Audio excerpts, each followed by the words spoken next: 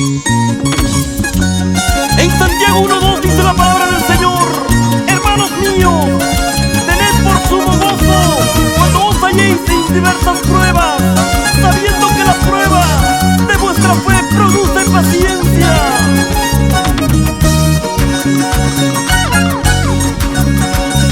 Y vamos, vamos. 1, 2, 3 y va.